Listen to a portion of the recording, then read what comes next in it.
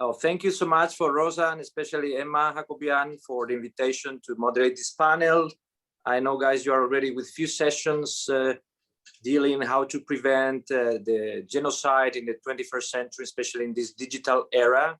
And today we have the honor to have, Garo Paylan, member of the parliament in the Republic of Turkey with Armenian roots, pretty well known about those who stand for human rights and democracy worldwide. As I always like to remind people in our events, it's not ideological, the defense of human rights. It's not about right wing or left wing. There are some countries in the world that they don't still match the democratic standards and the respect for human rights and the dignity of every single one, every human person that deserves life, liberty, and of course, to find the purpose of their life in happiness as much as we want. HDP, a party very as well related to some of our friends, Kurdish people who in our organization, Endemic, and I will make a little introduction.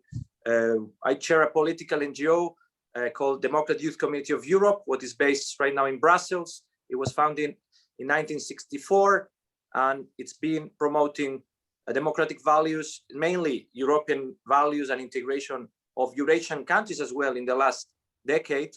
And for us, the case of the Armenian genocide perpetrated more than a century ago, it was a very touchy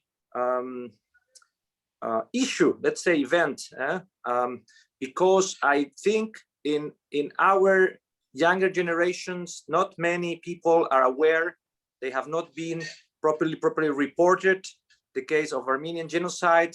That's why it's very important that a member of parliament with Armenian roots, for example, right now leads this movement as Mr. Paylan in Turkey, because we all know as well what President Erdogan agenda, especially in the last years, is not very matching the EU values that we promote, especially some NGOs or political parties around the European Union and the neighborhood and in the so-called West civilization.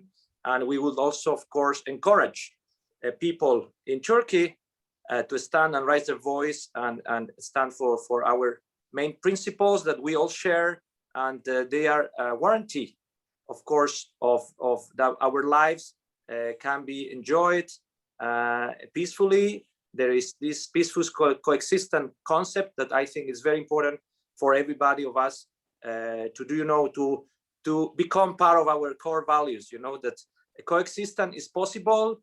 Different ethnicities, people who believe in different gods, or we have a different concept of how liturgy or even politics should be implemented in our countries. But today I think we can have a very tasty discussion. I hope not politically correct.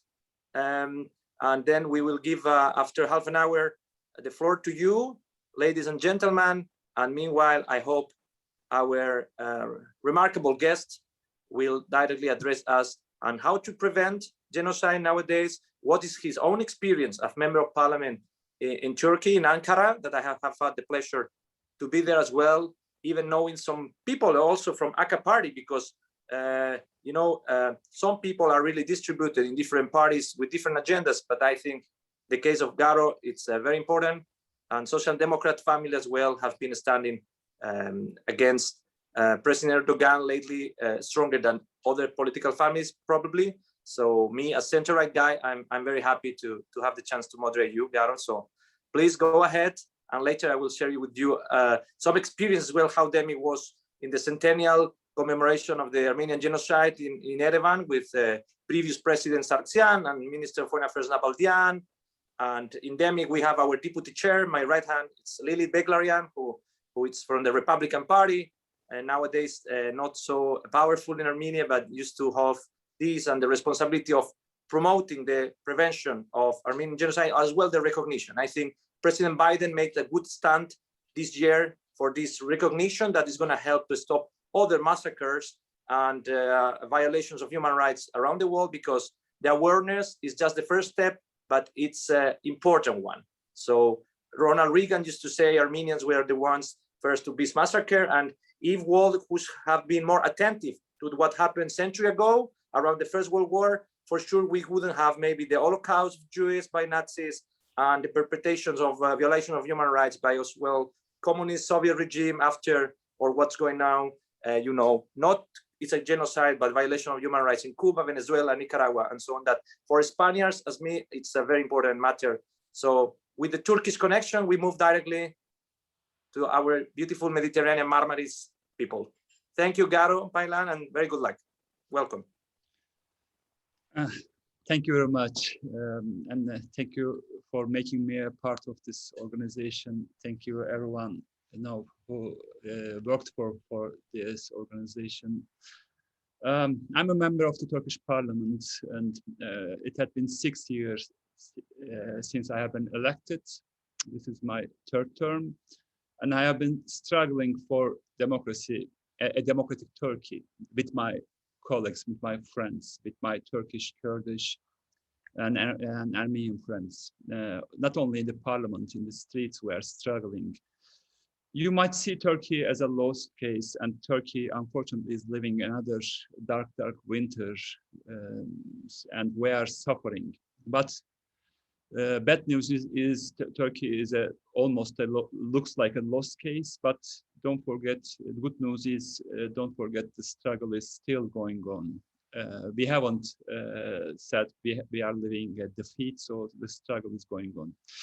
And in the parliament, when I have time, I'm going to the parliament's library and reading the minutes of the parliament, of the Ottoman parliament. After 1908, we had Armenian parliamentarians, and they struggled for a democratic Ottoman Empire. And they didn't only ask justice or equality for the Armenians. They just asked justice and equality for all the identities. And their struggle was not only about identities. Their struggle were for labor rights, were for women, gender equality. And whenever I read about them, I really get surprised, because the Armenians mostly think that the Armenian revolutionaries and the parliamentarians only struggled for the Armenians, but it was not like that. The socialists and social democrats, members of the parliaments of the Ottoman Empire, were struggling for everybody. That was really everybody should know about. And their struggle ended with a catastrophe that all we know, and that's what we are talking about. And to speak briefly, we haven't got justice for that catastrophe, and it had been more than a century. And we have to think about it. Why couldn't we get that justice? And unfortunately, we don't try to look why couldn't we get that justice. After 4 generations, and my grandmother was one of the victims of the genocide, and she was the only one who stayed alive after the genocide, and I buried her without justice. And the second generation, my father I buried him again without justice. The second generation. I'm a third generation. Genocide. And I'm struggling in parliament for justice for my grandmother and all the ones who just suffered that genocide. But still, unfortunately, we are not even close to that, justice. But let's look to what happened a decade ago, only 10 years or 15 years ago or 20 years ago. We, the ones who just struggled for democracy, we were, I can say, on the midway of a democratization way. And of course, there were several problems, but we were able to speak about Armenian genocide. That was a wonderful thing.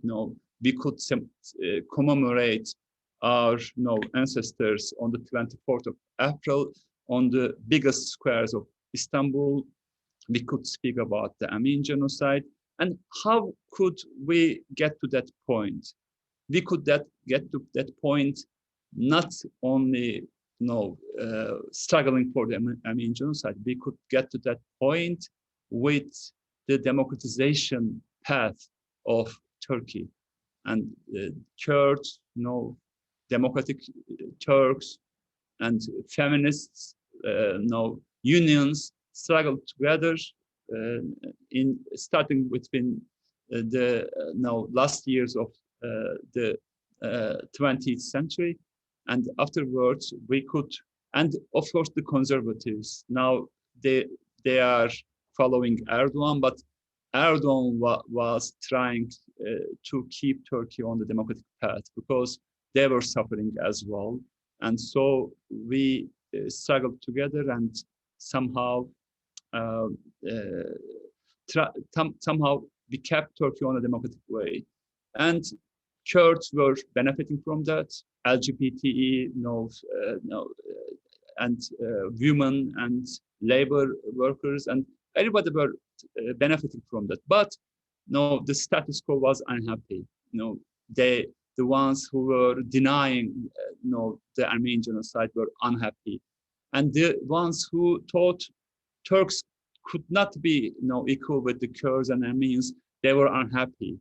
But 6 years ago, we lived, unfortunately, chaotic years. In 2015, Erdogan lost his power, and unfortunately, he made a coalition with the Nationalist Party, and we had a coup attempt, and afterwards, we lost almost everything that we gained in these 2 decades.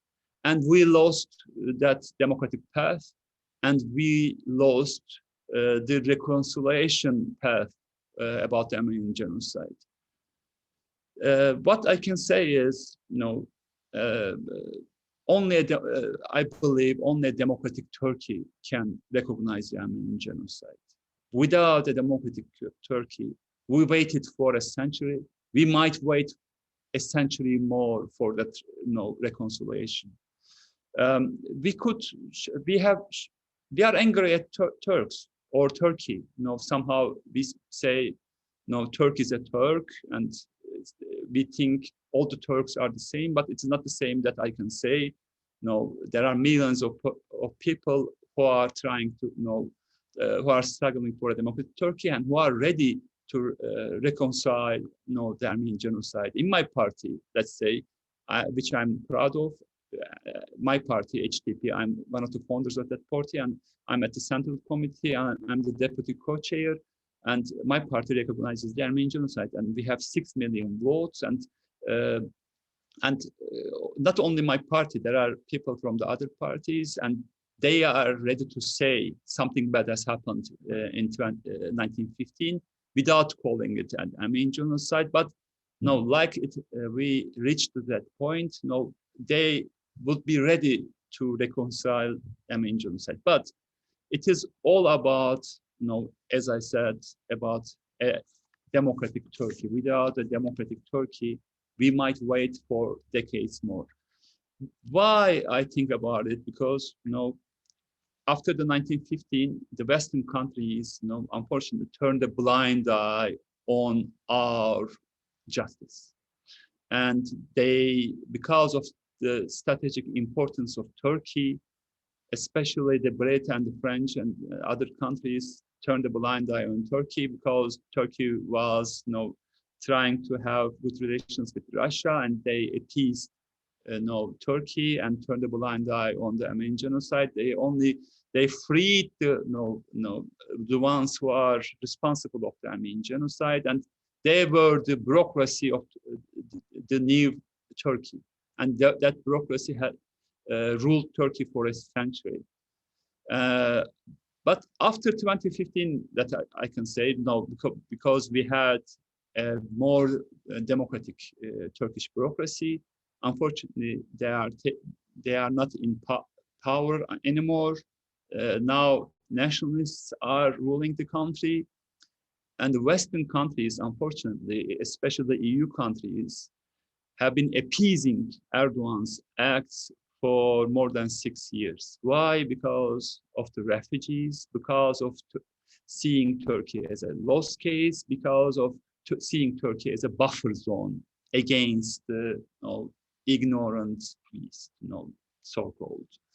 And so only seeing Turkey as a buffer zone and appeasing Turkey, and Merkel's, especially Mrs. Merkel's policy, brought Turkey here, and calling all the human rights violations as a concern or deep concern, and concern we have been hearing for only concerns, and not supporting the Turkish Democrats, and seeing Turkey as a lost case is an easy way for the EU, but it is not good for us who are struggling for Turkey, and it's not good for the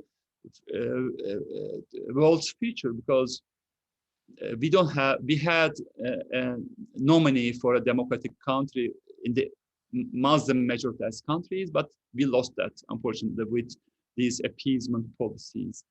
Now Turkey has problems with the US, and Biden administration were criticizing Turkey for its human rights violations, but Erdogan is an opportunist, and he saw this, and he just offered troops in Afghanistan, which US is withdrawing from Afghanistan in next month, I guess. And 3 months ago, US administration were criticizing Erdogan's acts about human rights violations. Now we see that, I guess, Mr. Erdogan bought, Mr. Biden's silence in return of troops in Afghanistan. With this, I can say, the world, Turkey is an important country. Turkey has a geostrategic importance, and Turkey has benefited from it. For Turkish nationalists have benefited from this for more than a century, and they can benefit it from more, let's say, for some more decades or a century. So how can we reach that point? Of course, with the struggle of the democracy in Turkey. That for sure we are struggling, but without the solidarity of the world, I don't think we can reach to that point.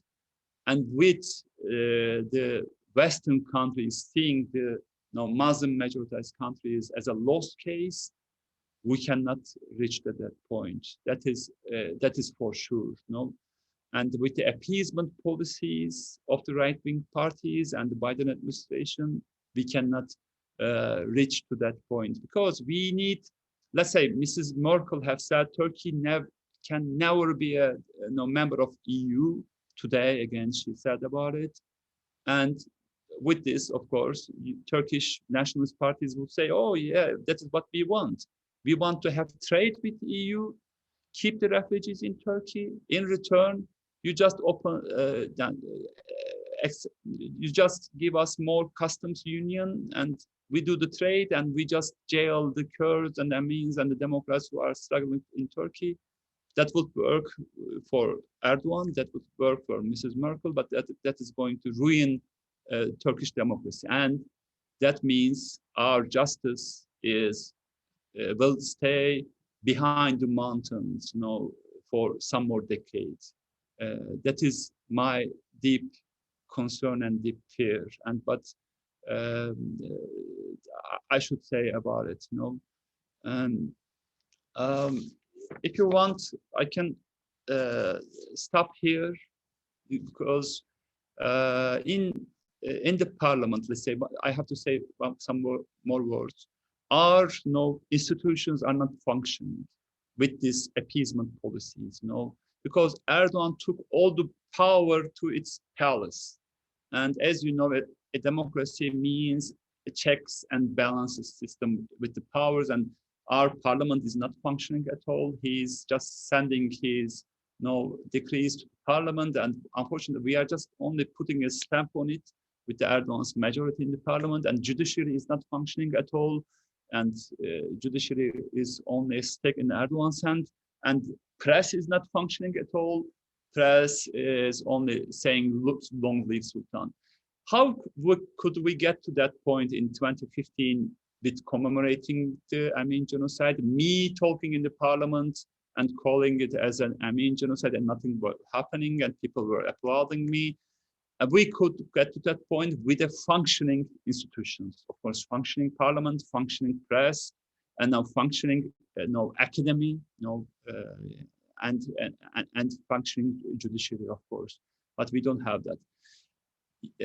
Without those institutions, we will never be a democracy.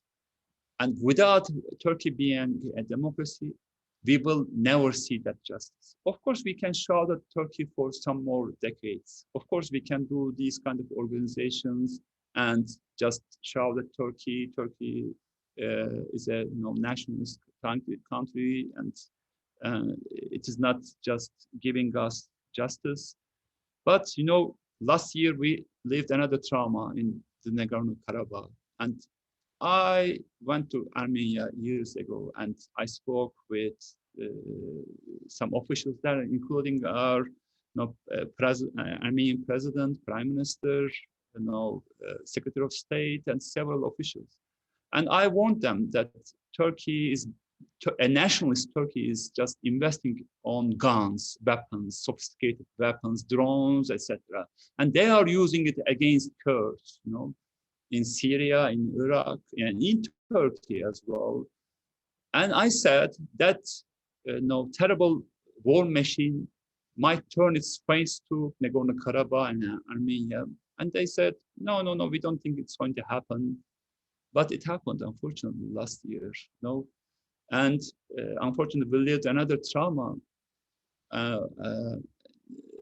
But and Azerbaijan is investing on, have been investing on sophisticated weapons, and on the right side and the left side of Armenia, there are Armenia and non-democratic Azerbaijan and non-democratic Turkey, and they use those sophisticated weapons against Armenia. So we should think about it. How are we going to make Armenia as a democratic country? And how can we, at the same time, we should think about how can we make Turkey and Azerbaijan as a democratic country? So for that, we should break vicious circles, because Turkish nationalists are benefiting from let's say, other nationalisms, let's say Armenian nationalism, Kurdish nationalism, or other nationalism. And it is vice versa is true as well. And in Azerbaijan, that cruel system is benefiting from, let's say, they are just using that narrative about, we lost our land in Nagorno-Karabakh and we should get that again. So we should think about how can we make our motherland. Turkey is our motherland as well. And we have that responsibility to make our motherland, not only in Armenia, in the Western Armenia as well. How can we make that motherland as a democratic country? And with that, how can we reach to that reconciliation? So that is my goal still, and I still believe in this dark winter. We can make Turkey as a democratic country, and that is what we are now struggling for. And our one man, our so-called Sultan, is trying to win the next elections, but we are struggling for him to win that elections. But that doesn't mean that, of course, we getting rid of that Erdogan would not mean we will get to that democratization, because we lived that 100 years ago. We got rid of Abdulhamid, but it didn't mean that we could turn Turkey as a democratic country. That struggle is going to go on, but first step is to get rid of course, our autocratic leader. That, of course, not only that leader that taught, and afterwards we will keep that struggle. Thank you, Javier. That's it for me. From me now. If you have if our colleagues have further questions, I'm ready to answer. Thank you, Garo. Thank you. I think it's very important you address these topics, because in my experience also, as you mentioned, Azerbaijan, I was during the war days last year in Karabakh, in Armenia.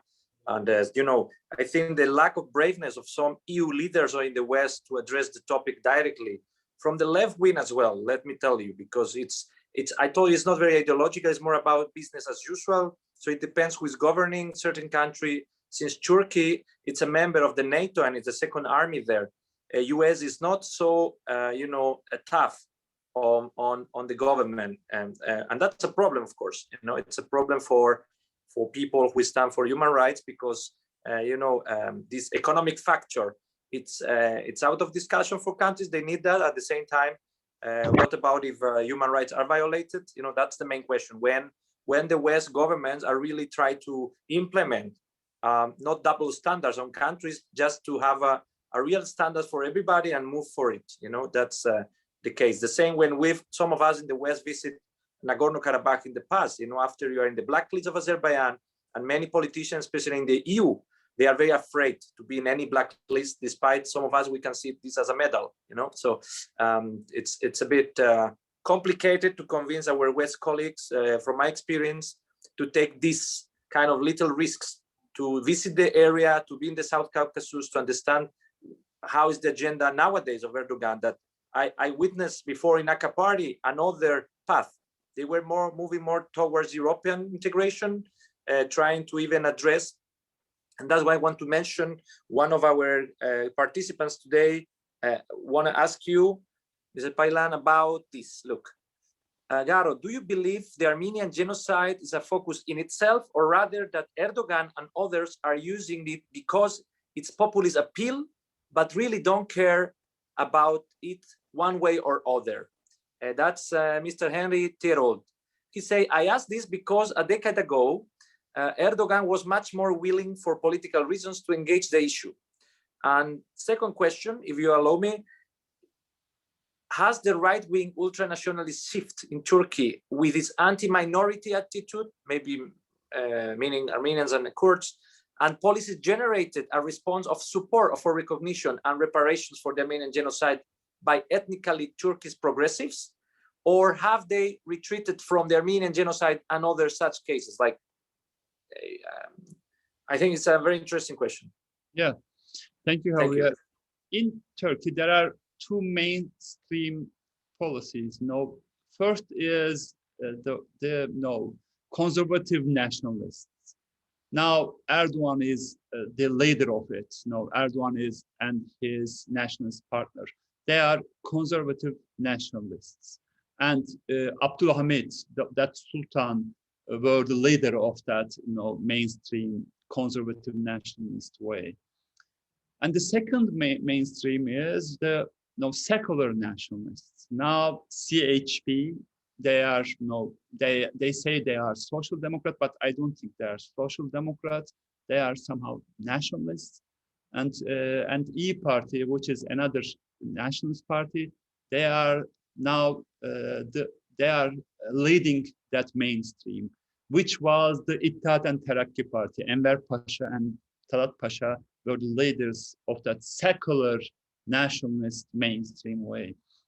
And now and that two mainstreams ruled Turkey for more than 100 years. But unfortunately, there were only nuances with that two mainstreams. The secular nationalists or Abdulhamid, then conservative nationalists, did terrible massacres against Armenians, and we were suffering from Abdulhamid, and we, the Armenians, made a coalition with the secular nationalists, Ittihat and Terakki Party, to get rid of the bloody Sultan, but it ended with a catastrophe just afterwards. So Erdogan is an opportunist leader. The first label about Erdogan, we should say he's an opportunist. He behaved like a liberal. He behaved like a leader who wants to make Turkey as a member of EU, and who behaved like a democratic leader, because there were a status quo, and the army had a power in the politics, and then secular nationalists were in the bureaucracy of Turkey. And to get rid of that status quo, he behaved like a Democrat, and he talked about Armenian genocide. He just blamed the secular nationalists to just torture the Kurds, and he had the votes of the ones who suffered because of those nationalists. But that era ended in 2015. Why? Because there was a power struggle in Turkey with the Gülenists movement, and he made a coalition with the Nationalist Party. Now he's just behaving like Talat Pasha or Enver Pasha. So there are only nuances in the Turkish policy, unfortunately. So those two mainstreams cannot offer some kind of democracy for Turkey. We are the third way, HDP, I mean. We are offering a real democratic Turkey, but we don't have a partner, unfortunately, in Turkish policy. That is maybe our problem. So for the question, I can answer, Erdogan is still an opportunist. If he can see some kind of offer coming from the Western world, which we don't have now, he could look to that, because he is vulnerable. Our central bank doesn't have any reserves, what we see is appeasement, unfortunately, and easy policies, turning a blind eye on human rights violations. So this means Erdogan will follow this nationalist way till the end. So this is no good for us. That's what I can say, Javier.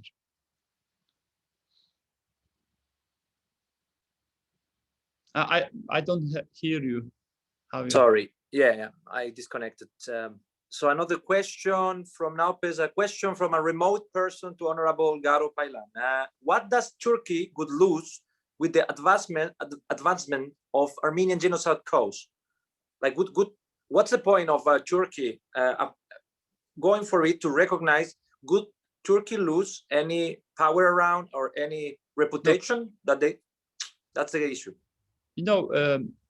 Turkey, they just founded Turkey on a big lie, and they said Talat Pasha and Enver Pasha were heroes, and we have thousands of streets, thousands of squares, and thousands of schools named with Talat Pasha, and they continued this narrative more than a century.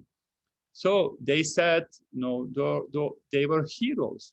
So to change this narrative means that nationalist or cruel state is going to end, and Turkey will return to democracy.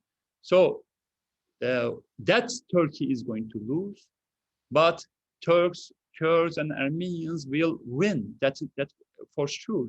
And they just taught Turkish people that if we just give this justice to Armenians, that means that they are going to pay for it, and the Armenians had land, Armenians had money, and we have to pay for it, and they are going to get back and get their land, which were offered to the ones who just moved to Turkey from the other parts of Ottoman Empire. With that fear, of course, they could convince other people, that we should not give justice to Armenians because they are going to get that land back from you. So we should think about it as well. What do we want as Armenians?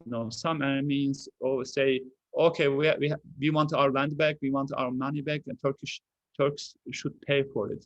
What should be the first step for it? Because Turkish nationalists benefit from that fear, and when Ottoman Empire have demolished the Muslims coming from the Balkan countries and other countries, saw Turkey as a lost land, and they think when this last Turkey just demolished, we will lose everything. So we should think about that fear as well.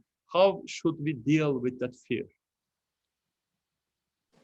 Thank you, Garo. One more question, and to participants, just text on the common chat. I will keep reading the most of questions meanwhile we have the time. Now, from our friend Armen Marsobian, do you believe that the HDP can survive the attempt to dissolve by Erdogan? The US has spoken against this move, but do you think appeasement will continue to mute US reaction and sanctions will not be imposed? Thank you.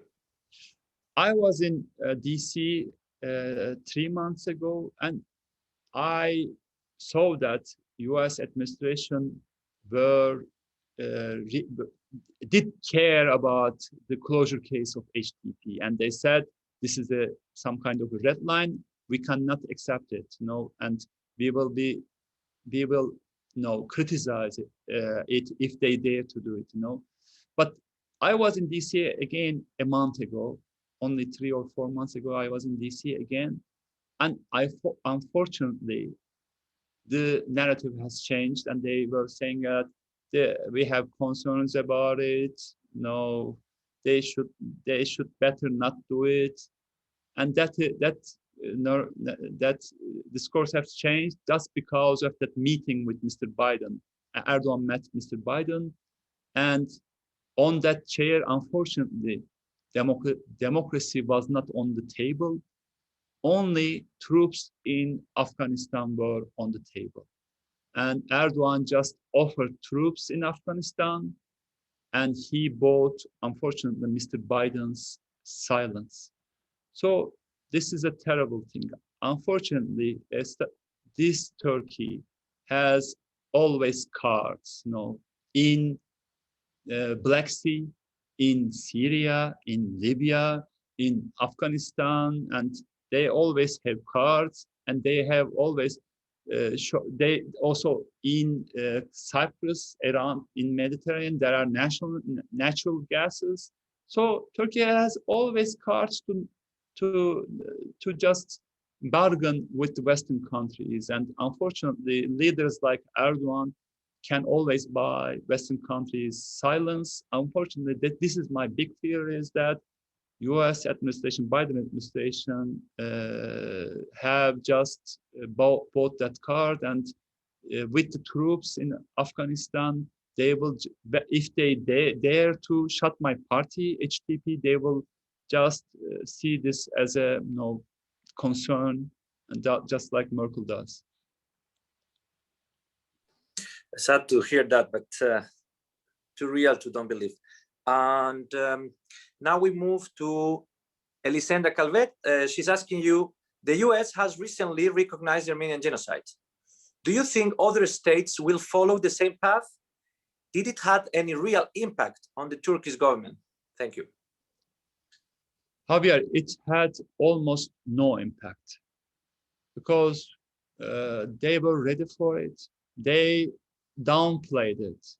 They said, "Oh, this is no good." No, but no, they don't. They downplayed it, and now they will downplay. Even if all the states recognizes the Armenian genocide, and unfortunately, no. Of course, no. This is very important for Armenians, and it is important for me. But did it help? No. Our struggle, I don't think so, no, because Turkey just offered, new cars to the Western countries, and Western countries are turning a blind eye on the human rights violations in Turkey. So this means it's not going to help us. No, of course, no, that is important to US recognizing the Armenian genocide is important, but we should think we are putting most of our energy for other countries to recognize the Armenian genocide.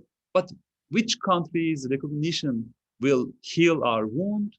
The answer is Turkey recognizing the Armenian genocide, will heal our wound. So I think we should put more energy to our motherland, that is our responsibility. Also think about it, that if it is a responsibility of us to make Turkey as a democratic country, which is our motherland as well. And with that, of course, we could get that, justice.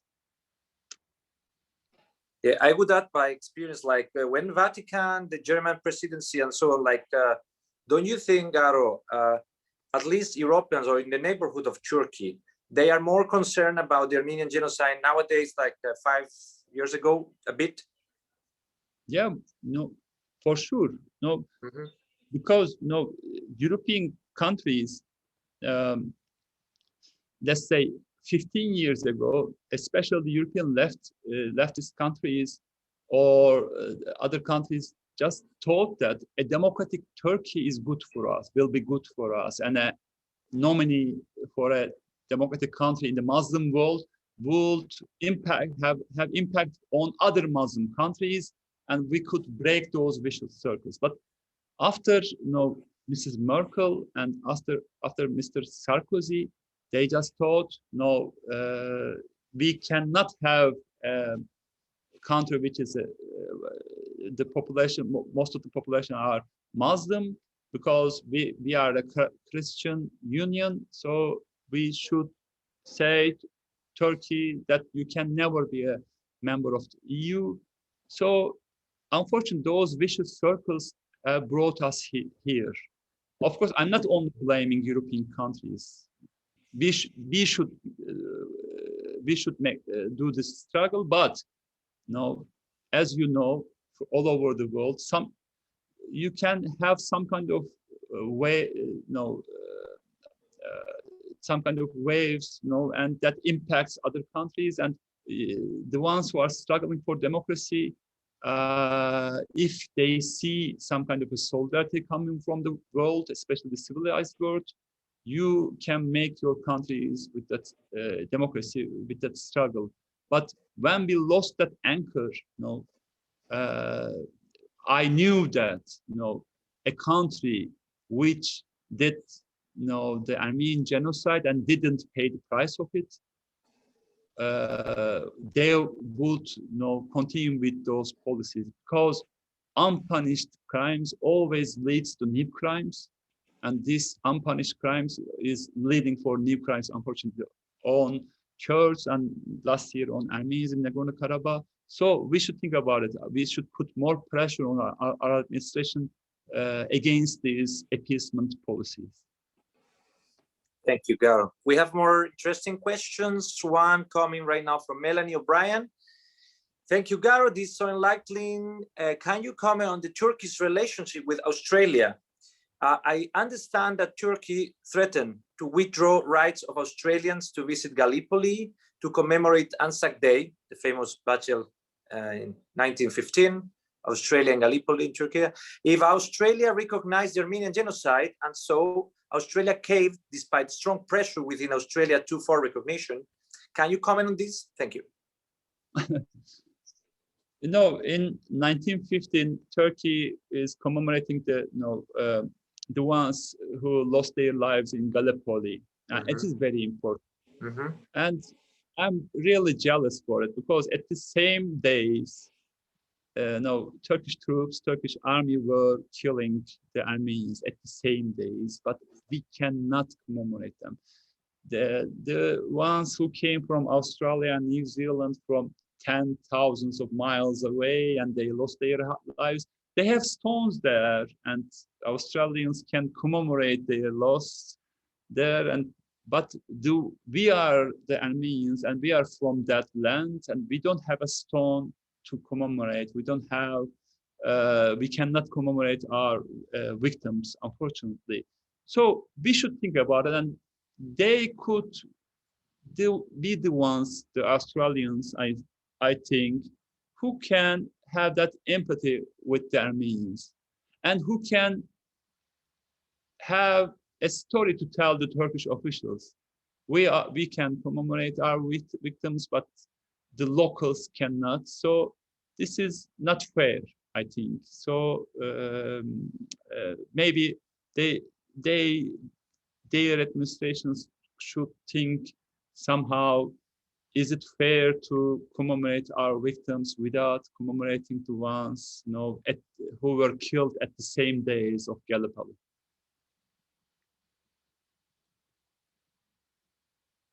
And I can't hear you. We have a few more. I think people are getting excited to talk to you, and that's great. What should happen in Turkey? So you became the president of Turkey by Sarkis Hakobian. So deal with that. Yes, and then go ahead, please, Garo. No, yeah, we have a saying. I think Armenia is going to understand me. They say soydaş. Soydaş means who are Turks, and they say. I asked them, am I a Turk? And due to our constitution, who says I'm a Turkish citizen is a Turk. But whenever I ask them, am I a Turk? They are silent at that moment, unfortunately, because Turkish identity is based on, of course, Turkishness, and the ones who are Muslim could be Turks. So, as I said, I am reading the minutes of the Ottoman Parliament. Those members of the Parliament were just fighting for democracy, a democratic Ottoman, and we are fighting for a democratic Turkey. And when we achieve that, like Mr. Obama being president of USA, that day I can be the president of Turkey, of course. But without that revolution, it is almost impossible. What about starting with the presidency of West Armenia? Would be something that? No. Whenever I go to Western Armenia, nowadays Kurds call that as a Kurdistan, and Turks say, no, it is all ours, it's Turkey, all of them are true, but our party calls it as a common land of Armenians, Turks, Assyrians, and Kurds, of course. So it's not important how we label it. Of course, we can say it is a Western Armenia, but Kurds are living there, or Turkey. Let's say Kurds have fought for a Kurdistan, free Kurdistan. But I said, what kind of a Kurdistan is going to be? Are you going to have? When we asked for recognition of the Armenian genocide, they were silent. So they thought about it. So let's fight for making it as a common land, which respects all the identities which used to live there or which is living there. I'm always giving questions to the cultural ministry to for the churches which are demolishing, in the Western Armenia. So we should really save our cultural heritage there. That is one of my goals. Well, I'm trying to do it for the next generations. When we have, let's say, justice, when we open the borders with Armenia, we will have some kind of proof that we used to live there. So for a Western Armenian thought, we should open the borders with Armenia. We should make Turkey as a democratic country. At that point, I'm sure some Armenians will have dreams to live in that Western Armenia. Of course, it is not going to be labeled as Western Armenia. It's going to be called as a democratic Turkey, or whatever we call it, or a democratic Kurdistan, or a democratic Western Armenia. Inshallah. Let's move to Andrew Bazo, who tied to Melanie's question previously. I asked you about Australia-Turkey relations. Like, could you comment on Turkish-Canadian relations in light of the recent Nagorno-Karabakh war, specifically regarding Canada's cancellation of arms exports permits to Turkey due to the credible evidence Canadian weapons appear to have been given to Azerbaijan for use against Armenian forces? What do you think this tells us about Turkey's future relationship with NATO-aligned countries, and what impacts might this have domestically in Turkey? You know, Turkey is a NATO country, and that whenever we go to Canada, USA, and other NATO countries, the first sentence that Turkey is a NATO country, and Turkey is a very important country. And of course, they are just buying weapons from each other. And but last year, during the Nagorno-Karabakh war, we saw that several weapons are used, which were bought from NATO countries. So it is going to continue because money somehow works, power somehow works, and the Western countries sometimes put sanctions on Turkey or Azerbaijan, but they bought those weapons for years, and I'm sure next year they will forget about everything, forget about Nagorno-Karabakh war, because they will continue to sell weapons to Turkey and Azerbaijan. Because unfortunately, in that weapon industry, only money works, only political importance works. So for that, we need a strong Armenia. And for a strong Armenia, we need a democratic. We need to make Armenia as a democratic country, and for that, we need to have Armenia having good relations with its neighbors. So only sanctioning Turkey have never worked. Sanctioning Azerbaijan will not work as well. If Canada does not sell weapons to Azerbaijan, let's say, they will buy it from Russia or Israel or let's say China. There are several options for that. So sanctioning Azerbaijan or Turkey will never work.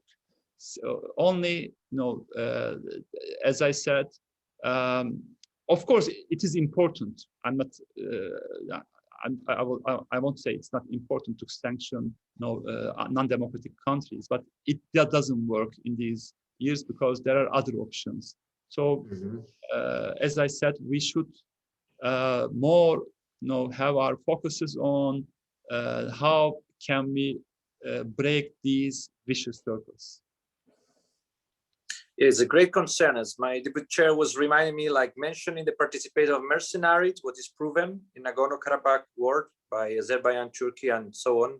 The use of banned munition, chemical weapons, beheading captives, and all these are genocidal acts. Maybe we cannot consider as genocide itself by numbers, according to academics, but when it comes the massacres perpetrated have recently, it's crazy and unbelievable that in this century still happening around such a bubble of peace and liberty as European Union.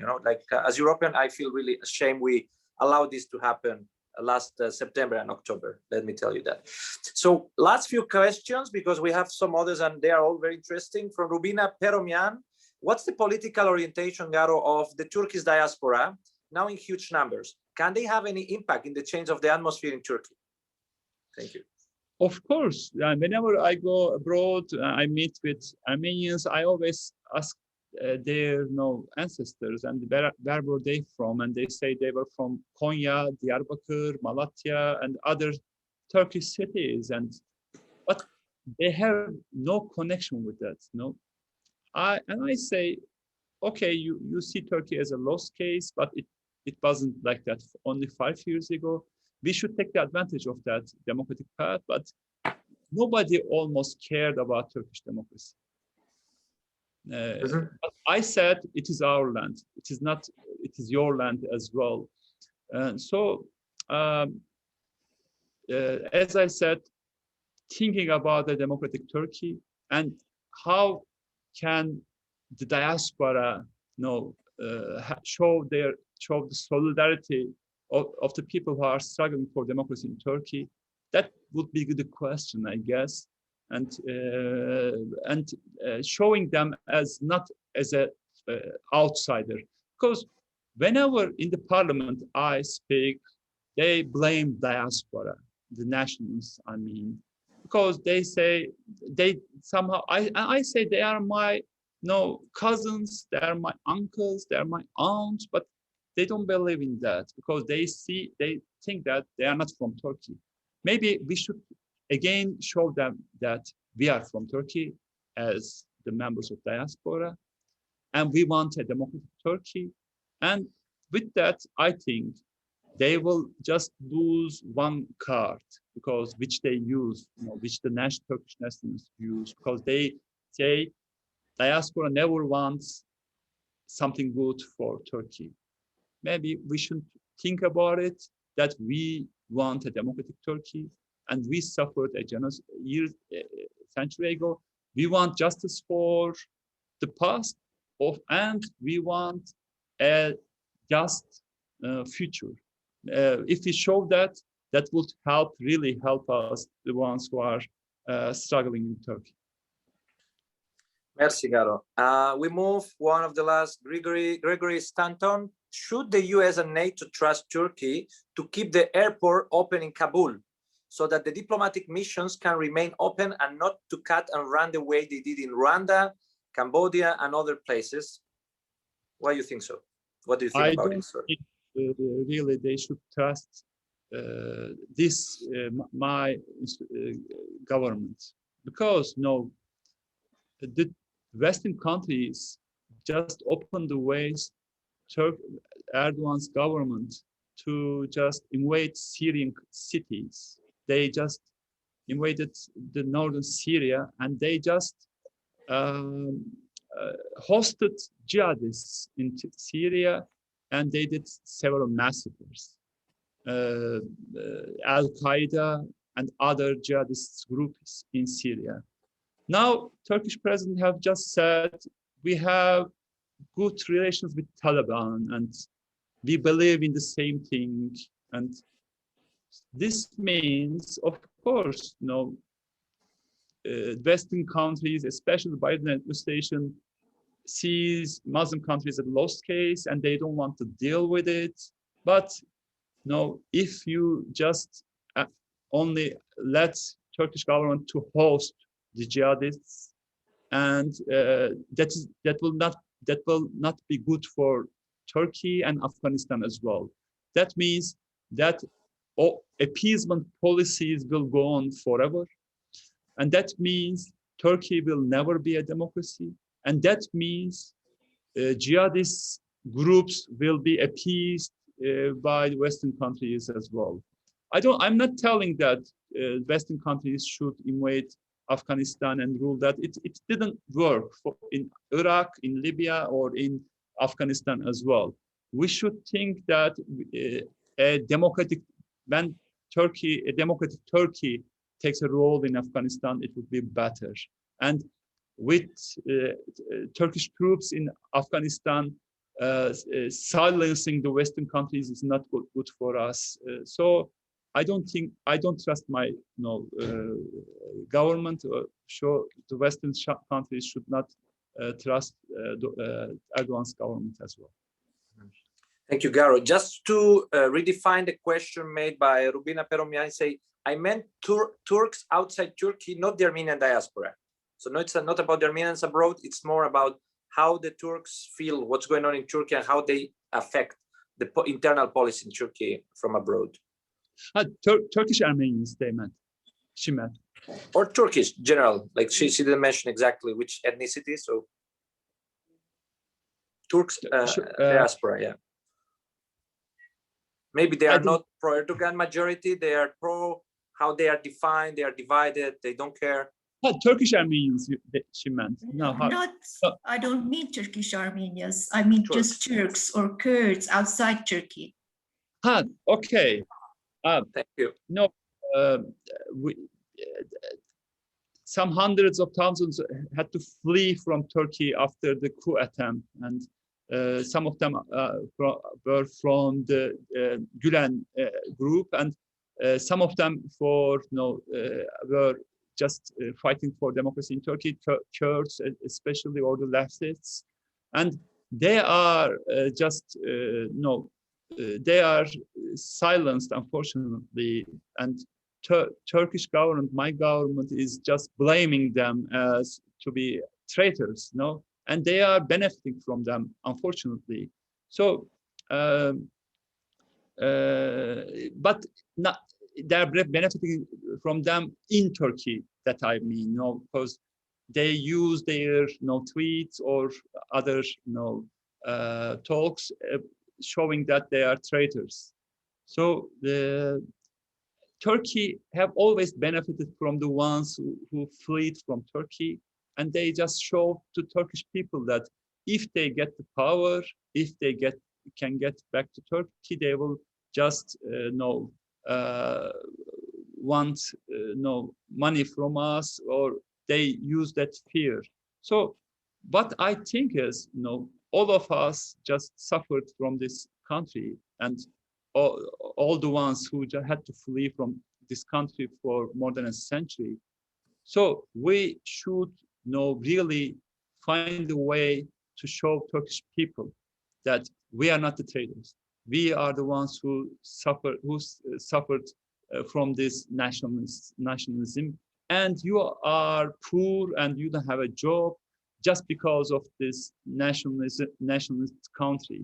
So our struggle somehow should be a democratic Turkey, and and the ones who are abroad should really show their solidarity with the ones who are struggling for democracy in Turkey. Thank you, Garo. Now to end up, we have extra 5 minutes, if you don't mind, Garo. So we will, I try to write some questions from very interesting, all the participants. Let's go for it in a rush. Like, do you think impending economic collapse and environmental disaster perpetrated by Erdogan will result in Erdogan's loss of power, or will this strengthen his autocratic nationalist power or weaken democracy? This by Armen Marsubian.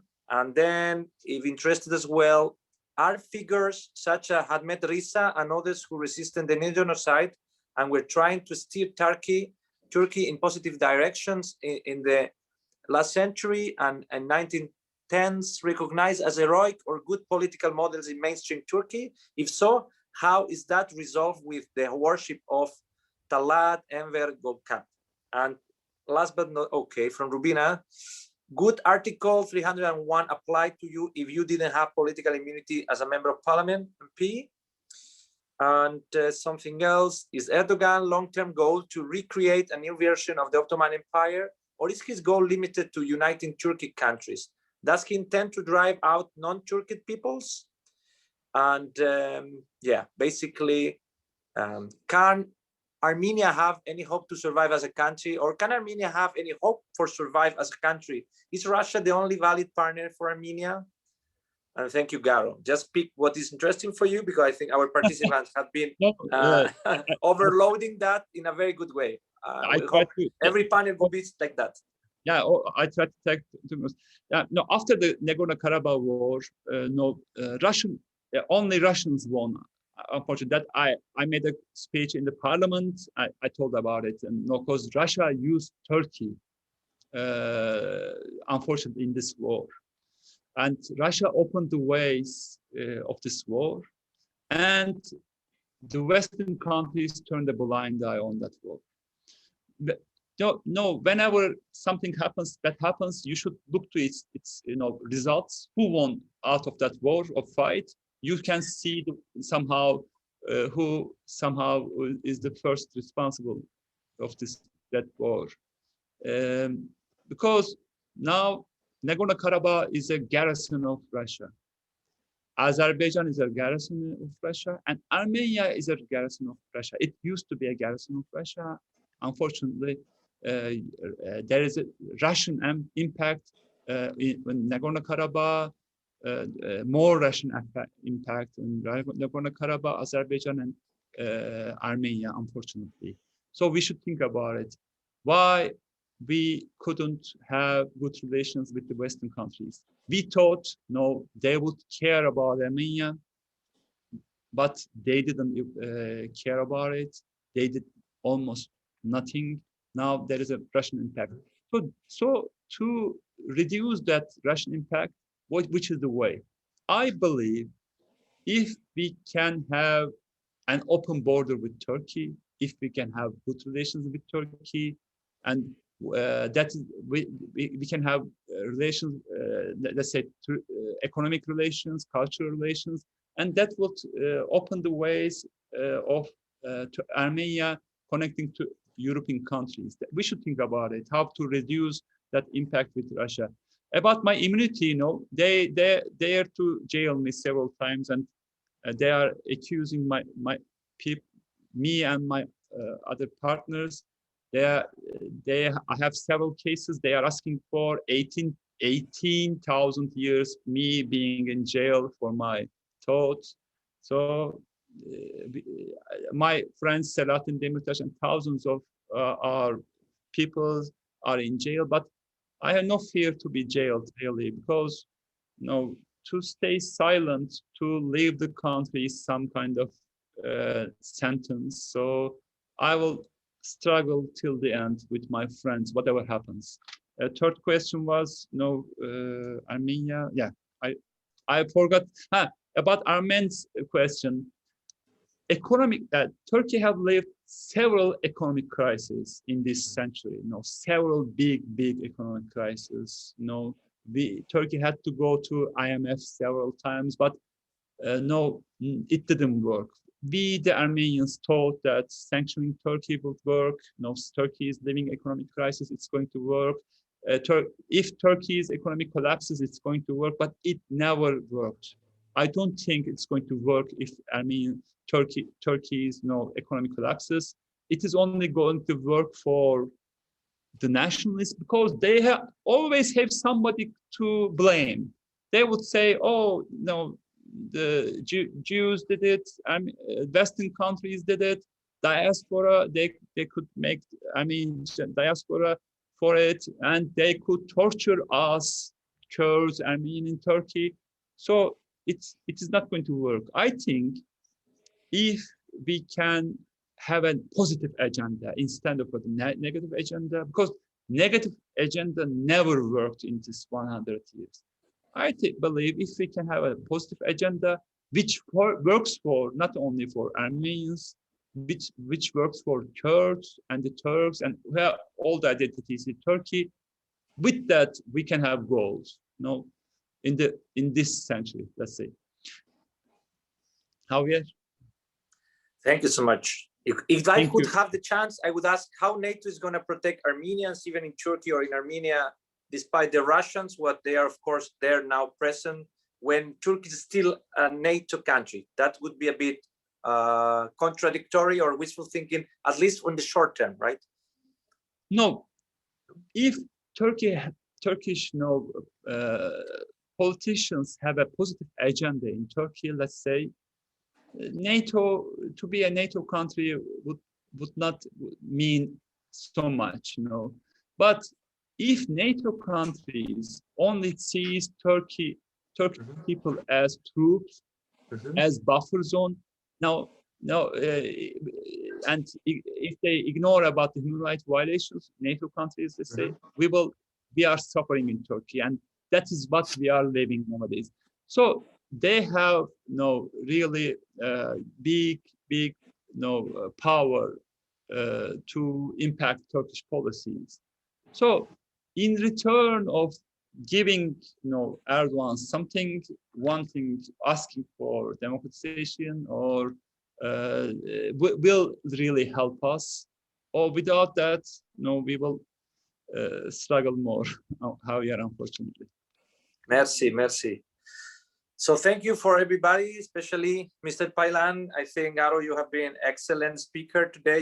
I think you created a good pool of questions, and I'm sure if we have more time, you will keep here answering as a little agora of parliament with civil society I'm very glad to the University of Barcelona, especially the law faculty organizing things, especially Rosana and Emma, the great women leading this invitation as well to have you today here and the rest of participants, ladies and gentlemen. And so, as Armenians would say, Bari Yereko for everybody. So, merci so much. We hope we see you again sometime soon. Thank you very much. Thank you, Garo. See you soon. Thank God you. bless. Bye. Take care.